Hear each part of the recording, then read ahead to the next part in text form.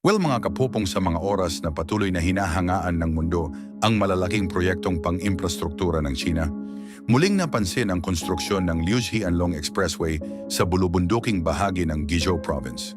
Ang rutang ito ay nagdurugtong sa Liuji Special District at Anlong County at tampok dito ang Huajiang Grand Canyon Bridge na inaasahang kikilalanin bilang pinakamataas na tulay sa mundo. Gayunman, kasabay ng paghanga ay ang patuloy na pag-question ng ilang grupo na sinasabing ang ganitong mga proyekto ay nagpapakita ng paulit-ulit na pagwawalang bahala ng China sa pangangalaga ng likas na yaman. Upang maitayo ang expressway, binago ng mga inhinyero ang natural na anyo ng ilang bundok. Sa halip na gumamit lamang ng mga tunnel, pinutol ang gilid ng kabundukan upang makagawa ng mas tuwid na ruta. Sa mga oras na ito, may mga environmental observers na nagsasabing ang ganitong aksyon ay isa lamang sa maraming halimbawa kung paano inuuna ng China ang bilis at laki ng proyekto kaysa sa pangmatagalang kalagayan ng kalikasan. Isang isyong matagal nang ibinabato laban sa bansa. Ang Huajiang Grand Canyon Bridge ay may habang humigit kumulang 3 kilometro at may taas na tinatayang 625 metro mula sa ilog sa ibaba. Ang pangunahing span nito ay umaabot sa halos 1,420 metro. Habang itinuturing itong tagumpay ng engineering, sinasabi ng mga kritiko na ang ganitong uri ng konstruksyon ay madalas na nagiiwan ng malalim na bakas sa kapaligiran at nagiging simbolo ng mas malawak na problema ng labis na pagkuha at paggamit ng likas na yaman ng China. Sinimulan ang konstruksyon noong 2022. Ang bridge ay binubuo ng steel truss sections na may napakalaking kabuuang bigat. Sinabi ng mga Chinese engineers na dumaan sa masusing pagsusuri ang bawat aksyon sa pagbuo, ngunit may mga sektor na naniniwalang hindi sapat ang ganitong paliwanag upang balewalain ang pinsalang na idudulot sa lupa at likas na anyo ng lugar. Bago ito buksan sa publiko, isinagawa ang serya ng load test gamit ang halos 100 mabibigat na sasakyan. Sa mga oras na ito, sinuri ang kakayahan ng tulay na humawak ng aktual na trapiko. Habang pinupuri ang kahandaan ng estruktura, patuloy namang ibinabalik ng mga environmental group ang usapan sa mas malawak na larawan, kabilang ang mga ulat ng pagkasira ng coral at yamang dagat sa South China Sea na iniuugnay sa aktibidad ng ilang mamamayan ng China. Anyway, mga kapupong, sa Pilipinas, patuloy ding tinatalakay ang issue ng black sand mining sa ilang baybaying lugar. May mga alegasyon na ang mga natural mineral na nakukuha rito ay inililipat patungong China upang gamitin sa iba't ibang proyekto. Para sa mga lokal na komunidad, ito ay isa pang patunay umano ng pattern kung saan ang likas na yaman ng ibang bansa ay naaapektuhan para sa kapakinabangan ng mas malalaking industrial na plano. Mga kapupong, ang Liuji-Anlong Expressway at ang Huajiang Grand Canyon Bridge ay malinaw na nagpapakita ng kakayahan ng modernong engineering ng China. Subalit, kasabay ng mga record at mabilis na biyahe ay ang patuloy na pananaw ng maraming tagamasid na ang bansa ay may malaking papel kung bakit maraming environmental resources ang nasisira ngayon. Isang usaping patuloy na humihinging ng mas malinaw na pananagutan at balanseng aksyon. Well, mga kapupong, sa unang mga araw ng bagong taon, ang napakalaking yaman ng langis ng Venezuela na matagal nang itinuturing na isang pambansang asset at hamon ay naging sentro ng pandaigdigang pansin sa mga oras na naganap ang mahahalagang pangyayaring pampolitika at seguridad sa Caracas. Ang Venezuela ay kilala sa pagkakaroon ng pinakamalaking proven crude reserves sa buong mundo na tinatayang nasa 303 bilyong barrels ng langis. Halos 17% ng kabuuang kilalang reserba sa buong mundo.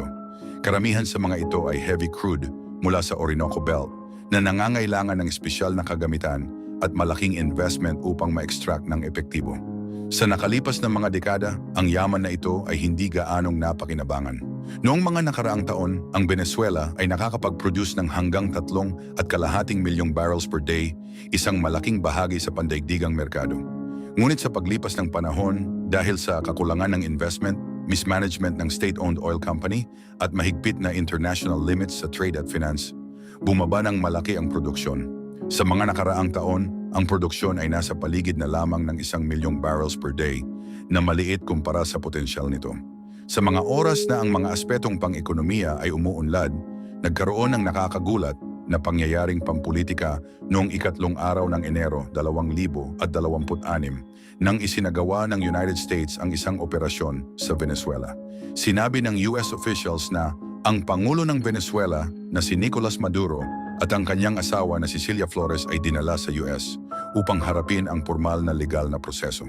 Sinabi ng US leadership na ang hakbang na ito ay bahagi ng mas malawak na aksyon para tugunan ang aligasyong kriminal na isinampa laban sa kanila na matagal nang itinatanggi ni Maduro.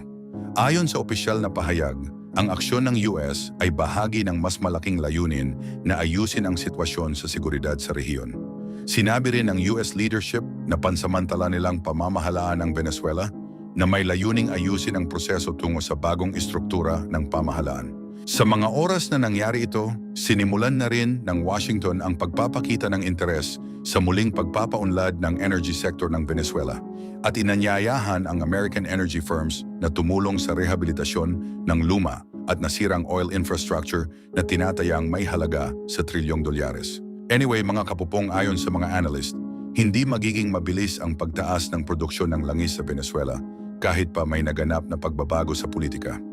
Sa pinakamagandang senaryo, aabutin ng 5 hanggang 7 taon bago makakita ng makabuluhang pagtaas sa produksyon dahil kailangan pang ayusin ang mga lumang pipelines, refineries at legal frameworks. Pinapayuhan ng mga eksperto ang mga kumpanyang dayuhan na timbangin ang political uncertainty, legal protections at mga kailangang ayusin bago mag-invest ng malaki. Iba-iba rin ang reaksyon ng international community sa pagkakakustody ng Pangulo at sa mga kasunod na pangyayari.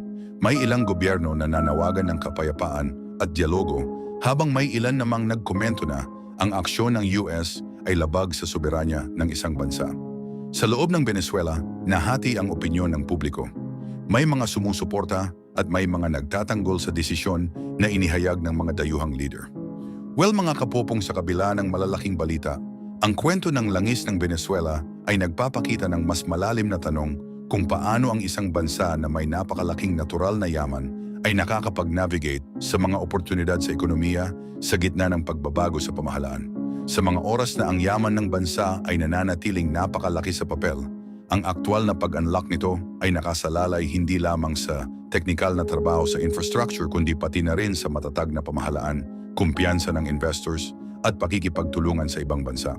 Kung magiging simula ito ng bagong kabanata para sa enerhiya ng Venezuela, mga kapupong, ay nakasalalay ito sa mga aksyon ng pamahalaan at ng mga international partners sa mga darating na buwan. Actually, ganito kasi yan, mga kapupong. Well, mabilis kasing kumalat, mga kapupong, sa iba't ibang bansa ang balita tungkol sa pagkuha kay Nicolas Maduro, ang Pangulo ng Venezuela, ng mga puwersa mula sa United States. Ang pangyayari ay naganap bago pa man sumikat ang araw at sinamahan ng mga galaw ng sasakyang panghimpapawid at malalakas na tunog sa ilang bahagi ng Caracas. Ayon sa mga opisyal ng US, si Maduro at ang kanyang asawa na si Cilia Flores ay dadalhin sa New York upang harapin ang mga kasong matagal nang iniuugnay sa kanila. Sinabi rin ng mga autoridad na magkakaroon ng pansamantalang pamamahala upang gabayan ang bansa sa susunod na yugto. Sa South Florida, lalo na sa lungsod ng Doral, maagang nagtipon ang mga Venezuelan na matagal nang naninirahan sa ibang bansa. May mga nagparada ng bandila ng Venezuela at United States at nagdiwang sa mga lansangan. Para sa marami, ang pangyayaring ito ay simbolo ng pag-asa matapos ang mahabang panahon ng hirap. Isang residente ang nagsabi na mula pagkabata ay nararanasan na ng kanyang pamilya ang mahigpit na kalagayan at ngayon lamang niya naramdaman ang liwanag ng pagbabago. Sa Kansas City, iba't ibang emosyon ang lumitaw sa komunidad ng mga Venezuelan. Si Tatiana Padron ay nagsabi na may kaba siyang naramdaman sa mga nangyari, ngunit kasabay nito ay may ginhawa rin. Ayon sa kanyang pamilya sa Venezuela, may mga lugar na nawala ng kuryente at nakarinig ng malalakas na ingay, ngunit nanatiling ligtas ang karamihan. Sinabi ni Padron na ang pag-alis ni Maduro ay isang aksyon lamang at marami pang personalidad ang maaaring makaapekto sa magiging direksyon ng bansa. Sa ibang panig ng mundo, kabilang ang Madrid at Santiago, Chile, nagtipon ang mga Venezuelan upang ipahayag ang saya.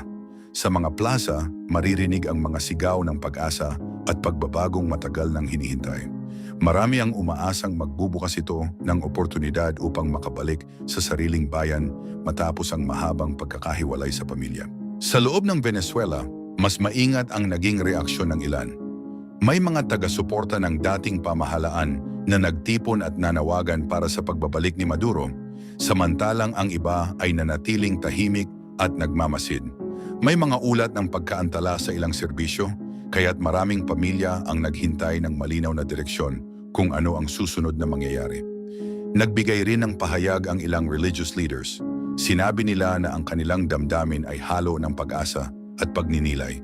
Ipinahayag nila ang hangaring magkaroon ng kaayusan, pananagutan at kapayapaan at hinikayat ang publiko na iwasan ang sagupaan at panatilihin ang pagkakaisa. Sa United States naman, mga kapupong, magkakaiba ang pananaw ng mga opisyal. May mga pumuri sa aksyon bilang isang mahalagang sandali para sa pananagutan, habang ang iba ay nagpahayag ng pag-aalala sa posibleng epekto nito sa ugnayang pandaigdig at batas. Anyway, mga kapupong, sa mga oras na patuloy na umuusad ang araw sa iba't ibang bansa, nananatiling sentro ng usapan ang kinabukasan ng Venezuela. Para sa ilan, ito ay simula ng panibagong pag-asa.